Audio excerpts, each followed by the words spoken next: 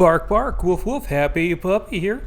Alrighty, today's cocktail is an old-fashioned. This was mentioned by Vermeer, the oh-so-lovely little Frost, and he was talking to his ex-wife and the player over to Kim Messenger about how they met, which was at a spy convention. Now, there are a couple different variations of an old-fashioned.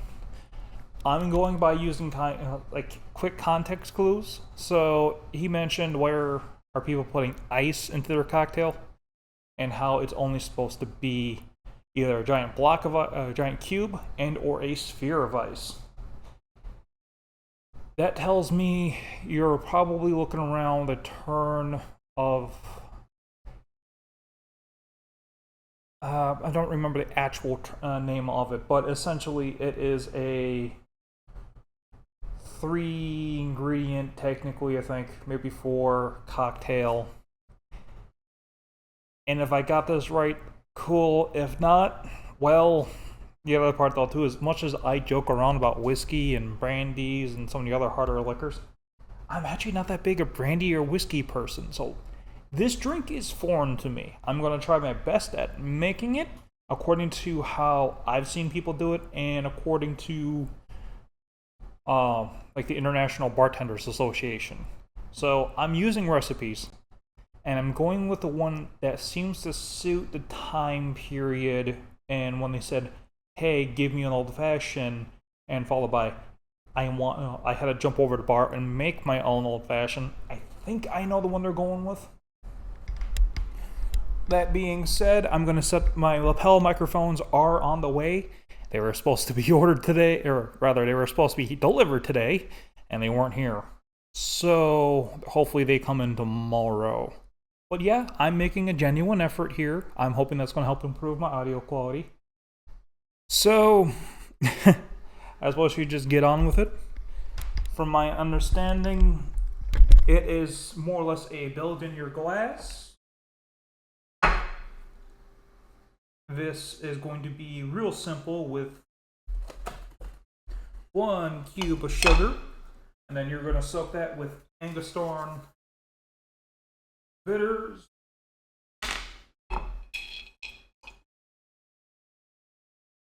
and because we are not using water, the original recipe called for 3 ounces of water to help dissolve the sugar. Because once this sucker gets ice into it, the sugar is not going to dissolve. What I think works best is actually if you have a cheap bar spoon like what I have. Like, truth be told, this thing's not that good. The welds in it in here aren't really good. I don't really like this topper or anything. I can't really use it to break up ice. And if you're going to break up ice, you'd use more of this anyway because you get a greater impact. But this does have a good use, I found. I wouldn't use something like this for muddling, but for breaking up the sugar cube,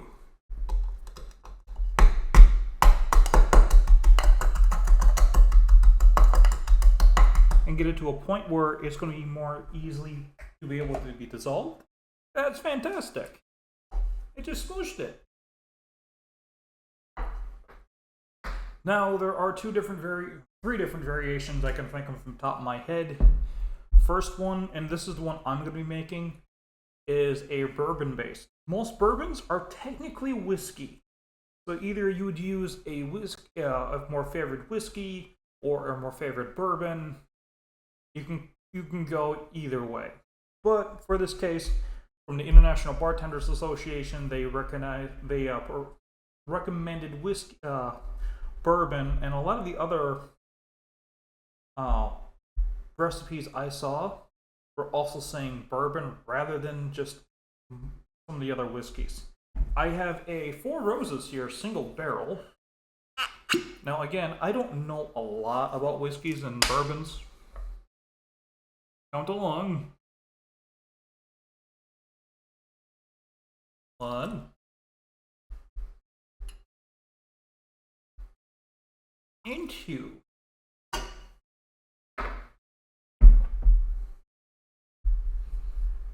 you're almost done with this right from here. And again, I was saying I don't know a lot about, and forgive my god-awful technique. This is a plastic glass. I'm not really too worried about it. I think my family would much prefer if I use the glass because it looks better. I, however, I'm moving this stuff from one room to another. A plastic, if that falls on the floor, it's not breaking. That glass, if it falls on the floor, it's breaking. But being said, I don't really know enough about bourbons and whiskeys to actually say anything.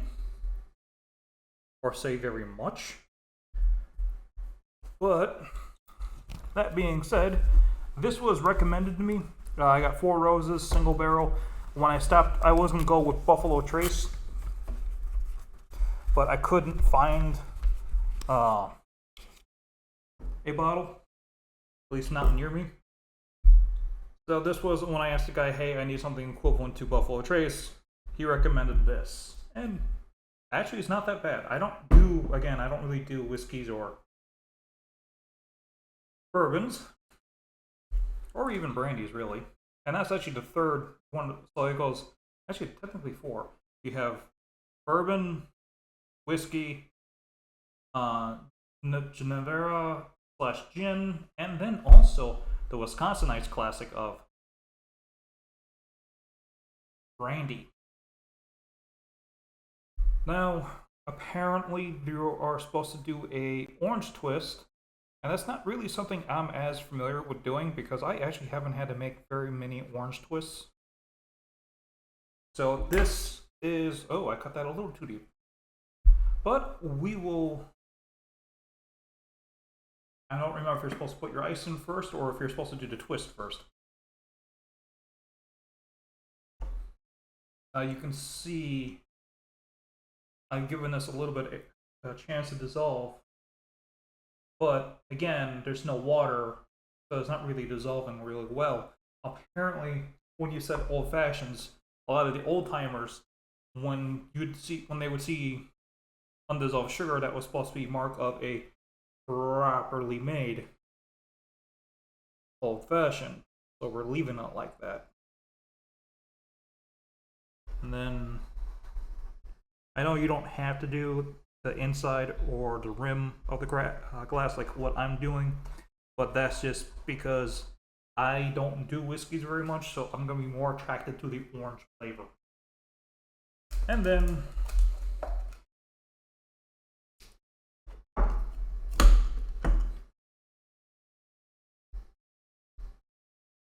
that's it. That's all there is to this drink. It's incredibly simple.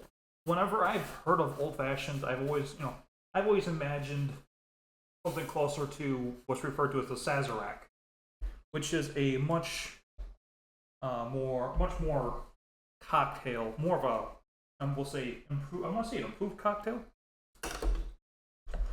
Oh.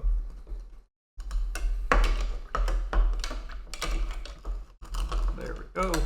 And then this is stir until cold. And that's also, I'm not just holding it because, I don't want it sliding around on the table, but this way I can also feel how cold the glass is getting.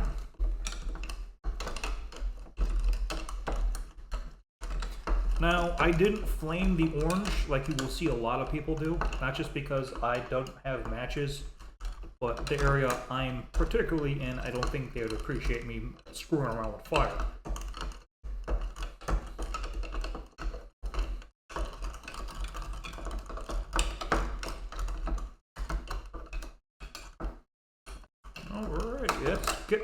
That's feeling cold. Ooh.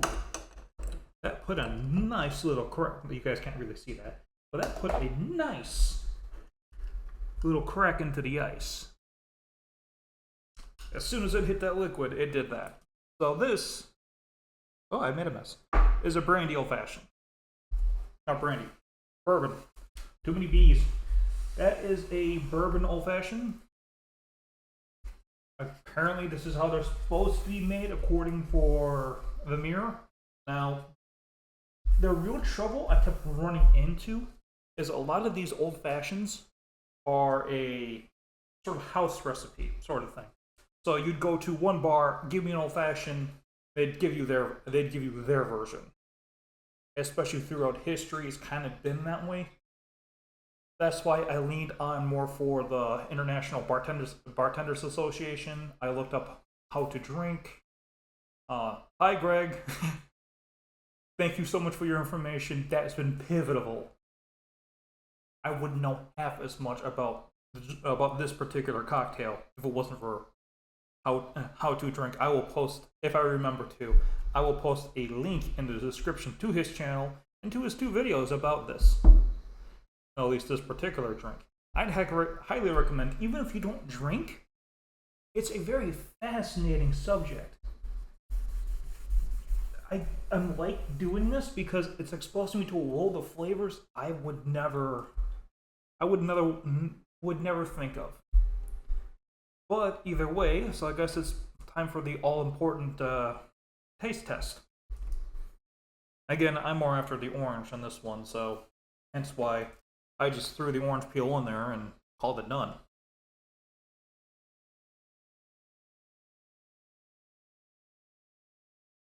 Ooh. Ooh, okay. Not really tasting that orange as much. That's fine. I am tasting the rye spices from the bourbon. There's something smooth there in there. Right at the very end. Can't really identify what that is. There's a little bit of cinnamon in there.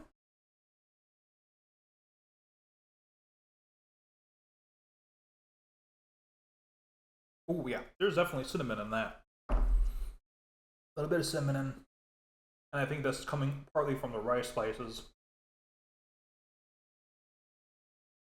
The orange is more of a background note, more than anything. Not really too much in front. I could taste those bitters. Now, this isn't a very sweet drink. Well, not to me anyway. So, the sugars are there and they are helping. Oh, that is a weird mouthfeel. Oof. If I were to make this one again, I would definitely be breaking out the simple syrup. Because that sugar did not dissolve very much at all.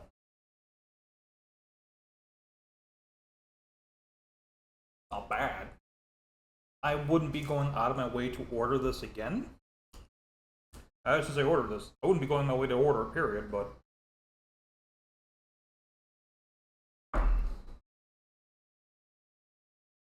I can see if I'm having a really bad day, I can see myself making one of these.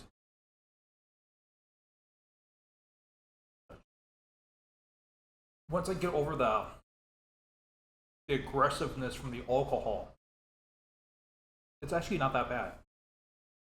I have that real fiery alcohol taste to it first, right off the bat. That's always the first thing I notice in any drink.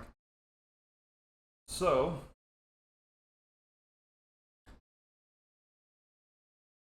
let's validate our parking. Let's finish this sucker off.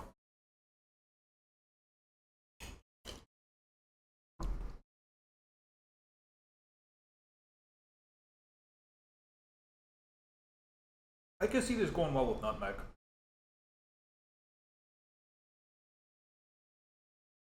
Now, this isn't one of those drinks that I would be going out of my way for, but if someone offered me it, I probably wouldn't say no. Probably. But either way. So, that was a bourbon old fashioned. Wow, I cannot kick that habit. I grew up in Wisconsin, so it was never just an old fashioned, it was always a brandy old fashioned. So now talking about it again, my brain just wants to insert the word brandy in front of old fashioned no matter what I'm doing.